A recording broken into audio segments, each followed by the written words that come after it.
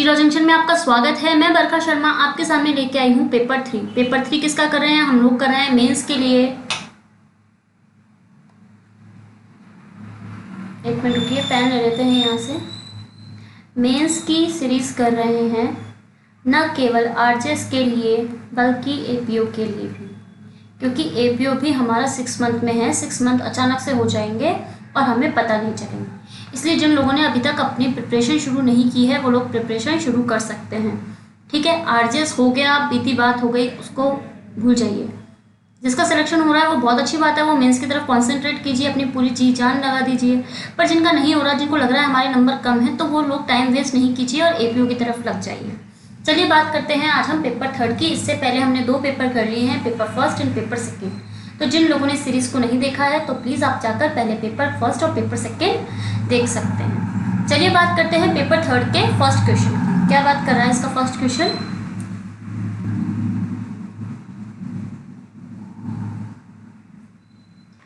ने जो एक प्रमुख दैनिक समाचार पत्र का संपादक है, एक संपादकीय लेख छापा जिसके द्वारा उसने भारत सरकार के विरुद्ध अप्रीति प्रदीप्त करने का प्रयत्न किया। ने क्या अपराध किया है? ने जो एक प्रमुख दैनिक समाचार पत्र का संपादक है, एक संपादकीय लेख छापा जिसके द्वारा उसने भारत सरकार के विरुद्ध अप्रीति प्रदीप्त करने का प्रयत्न किया। ए ने अगर अपराध किया है तो कौन सा अपराध किया है? क्या हो सकता है इसका आंसर? आप लोग अपने नोटबुक में नोट कर सकते हैं, ठीक है, और एनालिसिस कर सकते हैं कि हमारा आंसर इस आंसर से कितना मैच कर रहा है। ठीक है, तो लिखिए इसका आंसर क्या हो सकता है, कौन सा सेक्शन इसके अंदर कवर होगा, कौन से एक्ट की बात कर रहा है ये। तो चलिए देखते हैं क्या हो सकता है इसका आंसर। ने राजद्रोह का अपराध किया है। राजद्रोह का अपराध कहाँ पे आता है? राजद्रोह का अपराध आता है हमारी आईपीसी के अंतर्गत। आईपीसी के अंतर्गत जो हमारी भारतीय दंड संहिता है उसके अंतर्गत आता है हमारे राजद्रोह का अपराध। जब हम देखते हैं आईपीसी का सेक्शन 124A, 124A की बात करता है। 124A राजद्रोह की बात करता है, जिसके अंतर्गत क्या कहा गया है। अगर हम एक्ट की लैंग्वेज देखते हैं तो जो कोई बोले गए या लिखे गए शब्दों के द्वारा, संकेतों के द्वारा या दृश्य रूपण के द्वारा या अन्यथा भारत में विधि द्वारा स्थापित सरकार के प्रति घृणा या अवमानना पैदा करेगा या पैदा करने का प्रयत्न करेगा या अप्रीति प्रदीप्त करेगा। अप्रीति पद के अंतर्गत क्या होता है? शत्रुता की या अभक्ति की भावना शामिल होती है। प्रदीप्त करने का प्रयत्न करेगा वह आजीवन कारावास से जिसमें जुर्माना जोड़ा जा सकेगा 3 वर्ष तक के कारावास में जिसमें जुर्माना जोड़ा जाएगा से दंडित किया जाएगा। तो ये तो बात हुई सेक्शन 124A की एक्ट के अकॉर्डिंग। तो यहाँ पे इसने कौन सा अपराध किया है? ने अपराध किया है राजद्रोह का। ठीक है, नेक्स्ट क्वेश्चन की बात करते हैं हम लोग।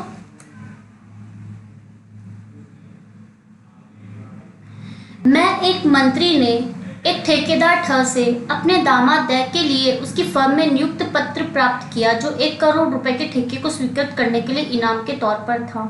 मैंने क्या अपराध किया है? मैं एक मंत्री, मैं नाम का एक व्यक्ति है जो एक मंत्री है, ठेकेदार ठ से अपने दामाद द के लिए उसकी फर्म में नियुक्त पत्र प्राप्त किया जो 1 करोड़ रुपए में के ठेके को स्वीकृत करने के लिए इनाम के तौर पर था। मैंने क्या अपराध किया है? जो मैं नाम का मंत्री है उसने कौन सा अपराध किया है? चलिए देखते हैं क्या हो सकता है इसका आंसर। मैं नाम का जो मंत्री है उसने लोक सेवक होते हुए अपने पदीय कार्य के लिए वैध पारिश्रमिक से भिन्न परितोषण प्राप्त कर रिश्वत लेने का अपराध किया है। मैं क्या है? लोक सेवक होते हुए अपने पदीय कार्य के लिए वैध पारिश्रमिक से, मतलब उसको जो पारिश्रमिक मिलता उससे क्या होता है? भिन्न, उससे भिन्न पारिश्रमिक प्राप्त किया है, तो उसलिए उसको रिश्वत लेने के अपराध के लिए दंडित किया जाएगा। अब यहाँ पे कौन सा सेक्शन कवर होगा? तो यहाँ पे जो सेक्शन कवर हो रहा है वो सेक्शन कवर हो रहा है 171 का बी। 170 रिश्वत की बात उसी में तो बोली गई है, 171B के अंतर्गत बोली गई रिश्वत की बात। चैप्टर कौन सा आ जाता है? चैप्टर आ जाता है 9 क। ठीक है, किस बारे में बात करता है? निर्वाचन संबंधी अपराधों के विषय में। लेकिन जब हम इसके दंड की बात करते हैं तो रिश्वत के लिए दंड कहाँ पे आ जाता है? 171 के ड के अंतर्गत। 171 का जो ड आता है उसके अंतर्गत आ जाता है रिश्वत का दंड। तो आप लोग इस क्वेश्चन के साथ इस चैप्टर को एक बार गो थ्रू कर सकते हैं। अर्धरात्रि में यानी आधी रात को घातक हथियार से लैस होकर, मतलब घातक हथियार के साथ ख के मकान में प्रवेश करता है। कै नाम का व्यक्ति है। तो क्या होता है इसके अंतर्गत कि भाई क्या जाता है आधी रात को घातक हथियार के साथ ख के मकान के अंतर्गत और ख के गंभीर चोट पहुंचाकर उसकी हत्या कायद करने का प्रयास करता है। तभी क्या होता है, ख जो होता है कुल्हाड़ी उठाकर क के सिर पर मार देता है, जिससे क की मृत्यु हो जाती है। सुनवाई के दौरान क्या होता है, प्रोसीडिंग्स चल रही होती है, तब ख अन्यत्र उपस्थित होने का अभिभाग लेता है। ठीक है, अन्यत्र उपस्थित होने का अभिभाग लेता है। फिर भी उपयुक्त सारे तथ्य अभियोग पक्ष की शहादत से साबित हो जाते हैं। ख को बरी आरोप मुक्त किया जा सकता है, अगर हाँ तो किसके लिए, मतलब किस तरह से वो आरोप मुक्त हो जाएगा, मतलब बरी हो जाएगा, ये बताएंगे आप लोग। आराम से पढ़ लीजिए क्वेश्चन। क्या जाता है आधी रात को घातक हथियारों के साथ ख के मकान में प्रवेश करता है, ख को गंभीर चोट पहुंचाता है, उसकी हत्या कायद करने का प्रयास करता है। तभी क्या होता है, ख कुल्हाड़ी उठाकर क के सिर पर मारता है, जिससे क की मृत्यु हो जाती है। सुनवाई के दौरान क्या होता है, ख कहता है अन्यत्र उपस्थित होने का अभिभाग। फिर भी सारे उपरोक्त सारे तथ्य अभियोग पक्ष की शहादत से ही साबित हो जाते हैं। ख को बरी किया जाता है, अगर हाँ तो किस लिए बरी किया जाएगा उसको। देखिए क्या हो सकता है इसका आंसर। चूंकि ख को उसके प्राइवेट प्रतिरक्षा का अधिकार प्राप्त था, अतः उसे बरी किया जाना चाहिए। जैसा कि हमने पहले जो लेक्चर्स किए थे उसमें भी हमने शरीर की प्राइवेट प्रतिरक्षा को बहुत अच्छे से एक्सप्लेन किया था, जहाँ पे हमने बताया था कि सेक्शन 100 के अंतर्गत पीडी का राइट है। किसके लिए पीडी का राइट है, हमारी बॉडी के लिए। बॉडी के लिए राइट है। 7 आधार दे रखे हैं, उन आधारों में से किसी भी आधार पर अगर कोई काम किया जाता है तो उसे पीडी का राइट मिल जाएगा, जिसके अंतर्गत आती है मृत्यु कारित करना, हम मृत्यु कारित करने के आशय से हमला कारित करना, या इसके बाद आ जाता है सदोष परिरोध करने के आशय से, व्यपहरण अपहरण करने के आशय से, या फिर क्या होता है बलात्कार करने के आशय से, प्रकृति के विरुद्ध कोई काम करने के आशय से कोई कार्य किया गया हो, एसिड अटैक के आधार पर कोई काम किया गया हो, तो वो सारे आधार इसके अंतर्गत आ जाएंगे। चलिए बढ़ते हैं नेक्स्ट क्वेश्चन की तरफ। क्या और ख ने आपस में सहमति की कि ग की हत्या जहर देकर की जाए। एक यानी क और ख व्यक्ति हैं, ये क है ये ख है, दोनों सहमत होते हैं कि भाई ग की हम करेंगे हत्या। क्या मर जाएगा ना, इसलिए इसको डाल दीजिए सर्किल के अंतर्गत। इसके लिए देते हैं ये इसको जहर। जहर देकर दोनों मिलकर उसे क्या करते हैं, एक होटल में भोजन कराने ले जाते हैं। इसको बोलते हैं चल हम चलते हैं एक होटल में खाना खाने के लिए। ये हो गया होटल। गै को संदेह हो जाता है, इसको हो जाता है डाउट कि भाई उसे कोई अपराध करने को लाया गया है। वो वहां से चुपचाप खिसक जाता है और बच जाता है। क और ख ने क्या अपराध किया है, क और ख ने मिलकर क्या अपराध किया है। क और ख ने आपस में सहमति की कि वो गै की हत्या करेंगे। हत्या करने के आशय से क्या करते हैं, वो दोनों उसको लेके जाते हैं होटल में। होटल में लेके जाते हैं, लेकिन गै को हो जाता है डाउट हो जाता है, तो वो क्या कर जाता है, वहां से चुपचाप भाग जाता है। अगर क और ख ने यहाँ पे अपराध किया तो कौन सा अपराध किया, क्या हो सकता है इसका आंसर। चलिए देखते हैं क्या हो सकता है इसका आंसर। क एवं ख ने मिलकर आपराधिक षड्यंत्र का अपराध किया। क्या किस चीज का अपराध किया, यहाँ पे कवर हो गया हमारा सेक्शन 120A और 120B। किसका, आईपीसी का। जब तक क और ख ने आपस में अगर सहमति नहीं की होती, किसी के दिमाग में केवल यही होता कि भाई हम इसकी हत्या करेंगे, तब तक कोई अपराध कारित नहीं होता। जैसे ही उन्होंने अपने माइंड को ट्रांसफर कर लिया एक दूसरे की तरफ, तो ये हो गया यहाँ पे मेंस रिया हो गई और उनका आशय हो गया, इंटेंशन हो गया कि भाई वो करेंगे गै की हत्या। ठीक है, तो आपराधिक षड्यंत्र का अपराध किया है 120A और 120B को यहाँ पे कवर किया जाएगा। चलिए बढ़ते हैं आगे। तथा ख एक स्कूटर पर जा रहे थे, उन्होंने गै को पैदल स्वचालित दीवार घड़ी लेकर जाते हुए देखा। क तथा ख एक स्कूटर पर जा रहे थे, उन्होंने गै को पैदल स्वचालित दीवार घड़ी क्या होती है, ऑटोमेटिक जो दीवार वॉल ना वॉल क्लॉक, उसकी बात कर रहे हैं। उन्होंने स्कूटर रोका, ग को दबोच लिया, उससे घड़ी मांगी। क तथा ख ने क्या अपराध कारित किया है? स्कूटर को रोका, ग को दबोच लिया और उससे घड़ी मांगी कि भाई ये घड़ी मुझे दे दे। तो क और ख ने क्या अपराध कारित किया? क्या हो सकता है इसका आंसर? आप लोग नोट डाउन करेंगे। चलिए बात करते हैं इसके आंसर की। क एवं ख ने ग को लूटने का प्रयत्न किया है। क एवं ख ने ग को लूटने का प्रयत्न किया है। कौन कौन से सेक्शन यहाँ पे कवर होंगे? यहाँ पे चूंकि क्या हुई है, लूट कारित हुई है, तो यहाँ पे कवर हो जाएंगे सेक्शन 390 एंड 392 ऑफ आईपीसी। ठीक है, क्योंकि लूट को बताया गया है 390 में और जबकि लूट के दंड को बताया गया है 392 के अंतर्गत। लूट के बारे में क्या बोलता है? सब प्रकार की लूट में या तो चोरी होती है या उदापन होता है, ये बताया गया। और यहाँ पे ये भी बताया गया चोरी कब लूट होती है और उद्यापन कब लूट होता है। तो एक बार आपको इन सेक्शंस को जरूर गो थ्रू करना चाहिए। फिर इसके बाद क्या होता है, 392 बोलता है लूट के लिए दंड। जो कोई लूट करेगा कठिन कारावास से जिसकी अवधि 10 वर्ष तक की हो सकेगी और जुर्माने से दंडित किया जाएगा। ठीक है, तो ये बात कर रहा है। और अगर यही जो लूट होती है ये राजमार्ग पर यानी सड़क पर सूर्यास्त और सूर्योदय के बीच की जाए तो कारावास कितना होगा? 14 वर्ष तक का हो सकेगा। ठीक है, तो यहाँ पे तो सूर्यास्त और सूर्योदय की कोई बात ही नहीं है। नॉर्मल डेज की हमको कोई टाइम दे ही नहीं रखा कब का है, तो इनको नॉर्मल दंड से ही दंडित किया जाएगा जो कि होगा 10 वर्ष तक का। ठीक है, बात करते हैं हमारे नेक्स्ट क्वेश्चन की।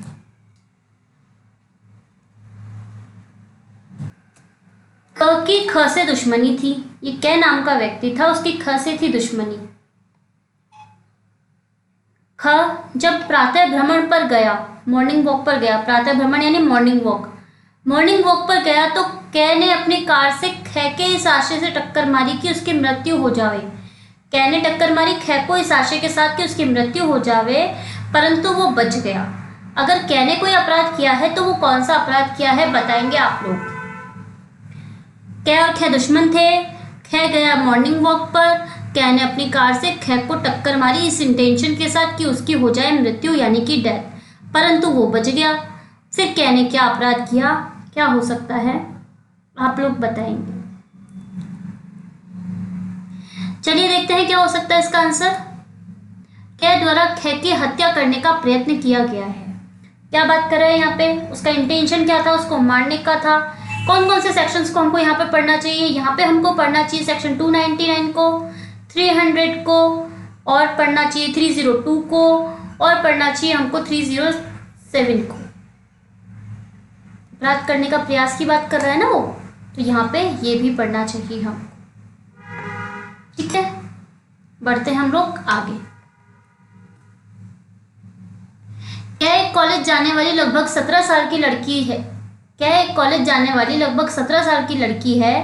वह स्वेच्छा से मतलब अपनी मर्जी से अपने माता पिता की संरक्षकता छोड़कर आ जाती है और अपने युवक मित्र को बाध्य करती है कि वह उसे दूसरे शहर में ले जाकर उसके साथ विवाह करे। वह उसे ले तो जाता है परंतु उसके माँ बाप की स्वीकृति के बगैर शादी करने से इनकार कर देता है। युवक ने क्या अपराध किया है? एक कॉलेज जाने वाली लड़की है 17 साल की, अपनी मर्जी से क्या करती है? अपने माता पिता का घर छोड़कर आ जाती है अपने युवक मित्र के संग, यानी आप इसको बॉयफ्रेंड बोल सकते हैं, और बाध्य करती है कि भाई मुझे तुम ले जाओ दूसरे शहर और मुझे वहां पर ले जाकर मेरे साथ करो शादी। वह उसको ले तो जाता है परंतु उससे शादी नहीं करता क्योंकि वो बोलता है शादी करूंगा तो तुम्हारे मम्मी पापा की कंसेंट से। अगर युवक ने कोई अपराध कारित किया तो कौन सा अपराध किया?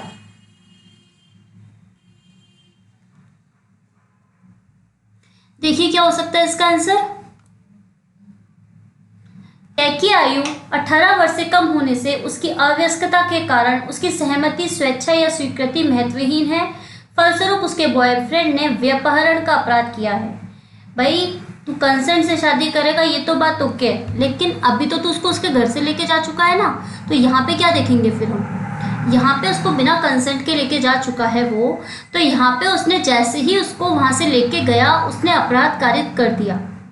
जब उसने अपराध कारित कर दिया है तो कौन सा अपराध कारित हुआ? यहाँ पे हो गया व्यपहरण, जिसको कि हम बोलते हैं विधिपूर्ण संरक्षकता में से व्यपहरण। ये देखते हैं ना अपन व्यपहरण और अपहरण के अपराधों के विषय में, तो कौन कौन से सेक्शंस कवर होंगे यहाँ पे? यहाँ पे हम लोग कवर करेंगे सेक्शन 361 की बात कर रहा है क्योंकि वो बोल रहा है विधिपूर्ण संरक्षकता में से व्यपहरण। Section 361 of IPC. इसका में क्या बोला गया है इस सेक्शन में? इसमें बोला गया है कि जो कोई किसी अप्राप्त व्यय को, अप्राप्त व्यय क्या होता है यानी कि अवयस्क व्यक्ति कौन होता है? जो 18 वर्ष से कम होता है।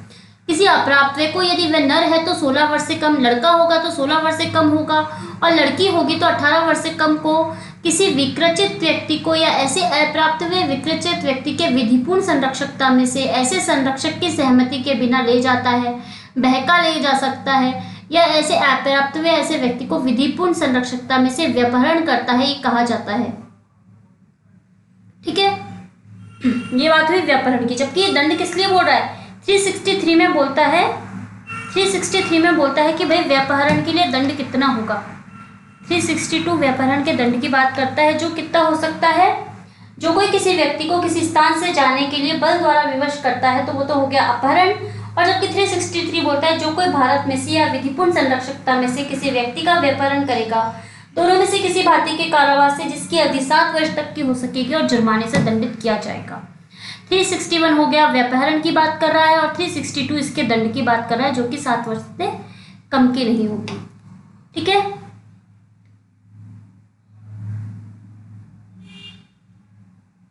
मतलब 7 वर्ष तक की हो सकेगी और जुर्माना भी देना पड़ेगा। ठीक है, बात करते हैं नेक्स्ट क्वेश्चन की। क्या एक नाबालिग लड़की को उसकी माता ने पड़ोस के बाजार में सब्जी लाने को भेजा। क्या नाम की जो लड़की थी वो नाबालिग थी, यानी कि 18 वर्ष से कम थी, 18 वर्ष से कम थी। उसकी माता ने उसको पड़ोस के बाजार में सब्जी लेने के लिए भेजा। ख और ग उसे उठाकर इस आशा से ले गए कि वह उसकी इच्छा के विरुद्ध उसे एक्स से विवाह करने को बाध्य करेंगे। ख और ग ने क्या अपराध किया है? 18 वर्ष से कम की लड़की है ये क। क्या हुआ? इसको इसके मर्जी के बिना ख और ग उठाकर इस आशा से ले गए कि वो एक्स के साथ, कौन उठा के लेके गए इसको? ख और ग ये उठा के लेके गए कि भाई एक्स के साथ इसकी शादी करेंगे। अगर ख और ग ने अगर कोई अपराध कारित किया है तो वो कौन सा अपराध कारित किया है? क्या हो सकता है इसका आंसर? चलिए देखते हैं। ख तथा ग ने क को विवाह करने के लिए विवश करने के आशय से व्यपहरण करने का अपराध कारित किया है। विवाह करने के आशय से व्यपहरण करने का अपराध किया है। व्यपहरण अभी हम देख के आए थे, 361 की बात कर रहा था, और दंड की बात करें तो 362 आ रहा था। ठीक है, नेक्स्ट क्वेश्चन देखते हैं।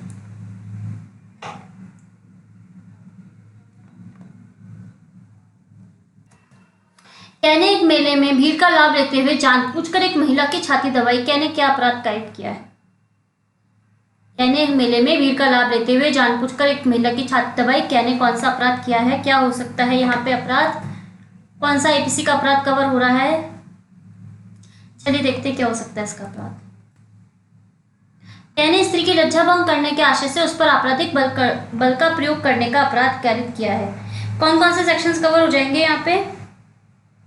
जब हम बात करते हैं सेक्शन 354, तो वो बात करता है स्त्री की लज्जा भंग करने के आशय से उस पर हमला या आपराधिक बल का प्रयोग। जो कोई किसी स्त्री की लज्जा भंग करने के आशय से ये संभाव्य जानते हुए कि तब द्वारा वह उसकी लज्जा भंग करेगा, स्त्री पर हमला करेगा या आपराधिक बल का प्रयोग करेगा, तो दोनों में से किसी भांति के कारावास से जिसकी अवधि 1 वर्ष से कम की नहीं होगी, 5 वर्ष तक की होगी, तो दंडित किया जाएगा।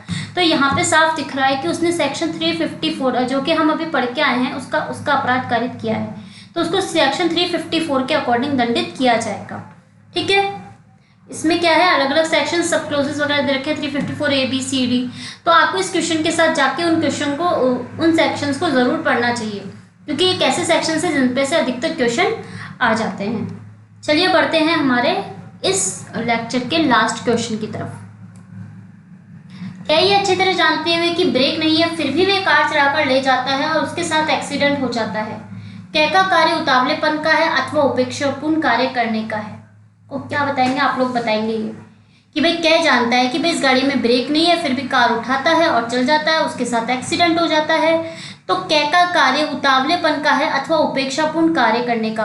क्या हो सकता है यहाँ पे? उतावलापूर्ण कार्य होगा या उपेक्षापूर्ण कार्य होगा?